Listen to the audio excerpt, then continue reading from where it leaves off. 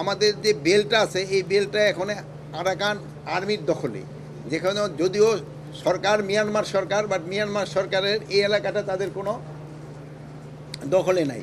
এই জন্য এই কোস্টগার্ড বিজিবি তাদের কাজ করতে অনেক সময় অনেক সমস্যা হচ্ছে, কিন্তু তারা খুব সফলতার সাথে কিন্তু তাদের দায়িত্বটা পালন করতেছে। এই জন্য আমাদের ওই বর্ডার আমাদের সম্পূর্ণ নিয়ন্ত্রণে আছে, এখানে কোনো ধরনের সমস্যা আমাদের নেই। পাশাপাশি আপনি জানেন যে ওখানে রোহিঙ্গা সমস্যা রয়েছে এবং ইতিমধ্যে পাসপোর্ট থেকে পুলিশ ভেরিফিকেশন উঠিয়ে দেওয়া হয়েছে।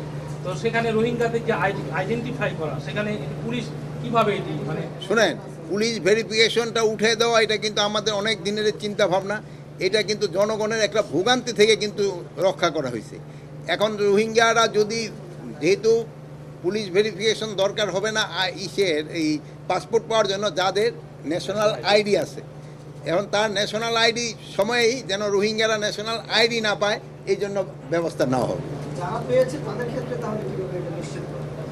যারা পেয়েছে তাদের ক্ষেত্রে আবার রিভিজিট করা হবে যদি এরকম কেউ পেয়ে থাকে, বা আছে কিনা এটা সংখ্যা তো আমরা জানি না।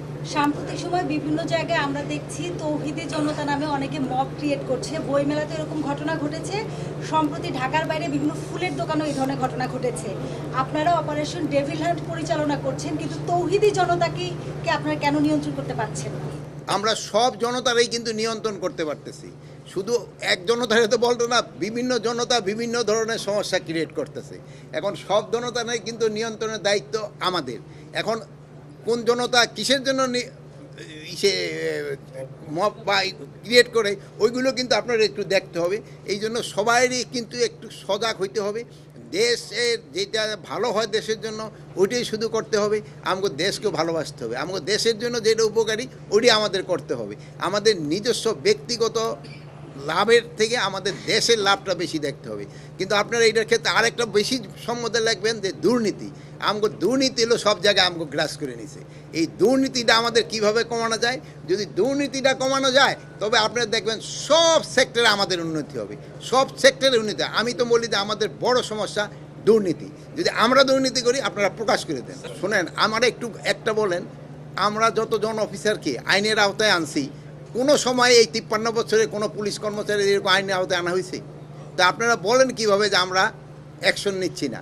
যেখানে পাচ্ছি অ্যাকশন নিচ্ছি। অনেক সময় আছে যে রিপোর্টটা হওয়ার পরে আমাদের এটাকে ইনভেস্টিগেশন করতে হয়।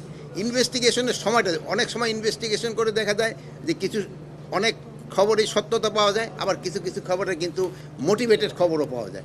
এই জন্য যেইগুলির ক্ষেত্রে সত্যতা পাওয়া যায় ওইগুলির ক্ষেত্রে আমরা অ্যাকশন নেই, এবং এই অ্যাকশন কিন্তু নেওয়া জারি থাকবে। যেমন আজকে আমি একটা সংবাদ দেখলাম যে যুগান্তরে উঠছে, আমরা এটা সাথে সাথে আমি বলছি এটা আগে ইনভেস্টিগেশন করো, যদি এর সত্যতা পাওয়া যায় আমরা অবশ্যই তার ক্ষেত্রে অ্যাকশন নিব।